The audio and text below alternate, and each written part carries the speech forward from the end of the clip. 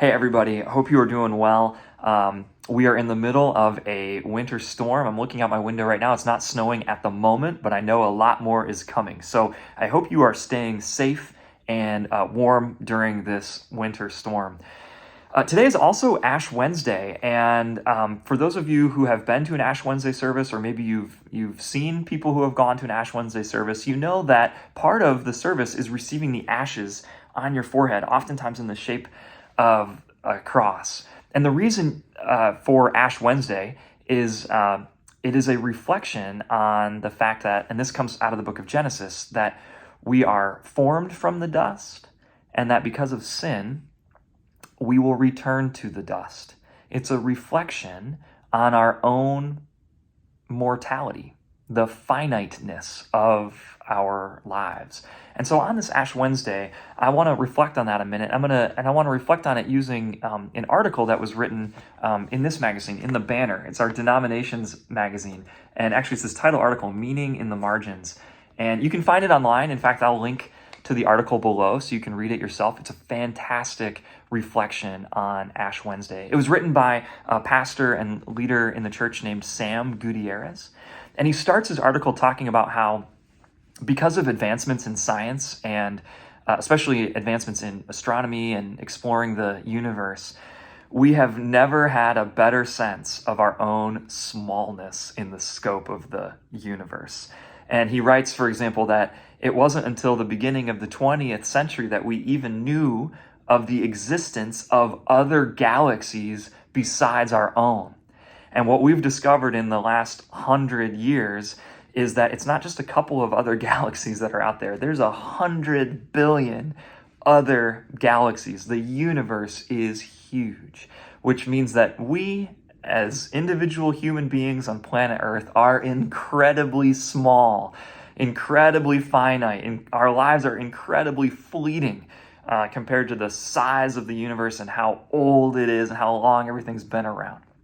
And he writes, though, that this sense of our own finiteness and frailty, though the sciences may be new, that's not a new observation. In fact, you can go all the way back to the Old Testament, to the book of Ecclesiastes, one of the wisdom books of the Old Testament, and you find that same observation. And Sam picks up on that in his article. I'm going to read a little bit of that for you now. He says, the writer of Ecclesiastes knew nothing about space telescopes or galaxies, but seemed to also be wrestling with the meaning of a life lived in the margins. And then he quotes from Ecclesiastes. This is from the Voice Bible translation. Life is fleeting, like a passing mist. It is like trying to catch hold of a breath. All vanishes like a vapor. Everything is a great vanity. What good does it do anyone to work so hard again and again, sun up to sundown, all his labor to gain but a little? One generation comes, another goes, but the earth continues to remain.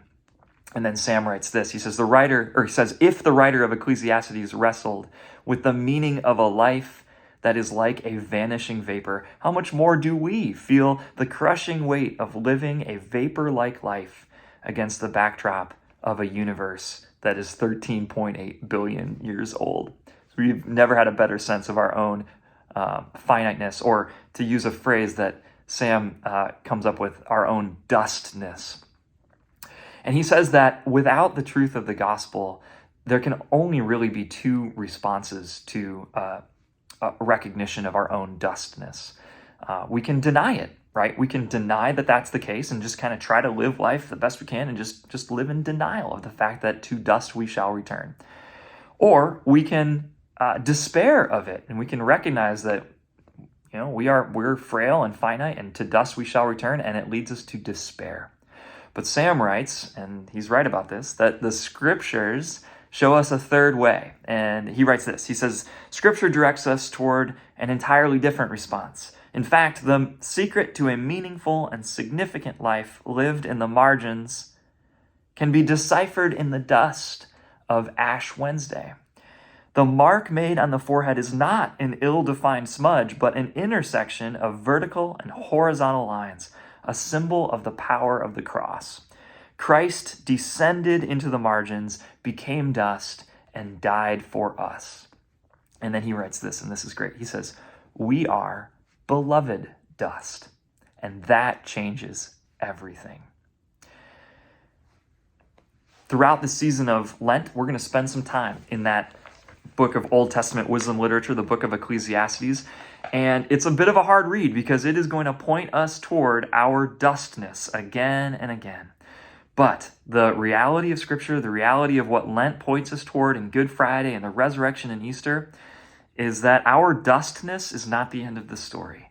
That our God became dust for us and died for us so that we can know that we are beloved dust and we have true life and true meaning and true fulfillment in him. And so that is what we are going to be looking at during this season of Lent. Thank you so much for joining me today. I hope you all have a blessed Ash Wednesday and a good rest of the week. Stay safe out there in the storm, everyone.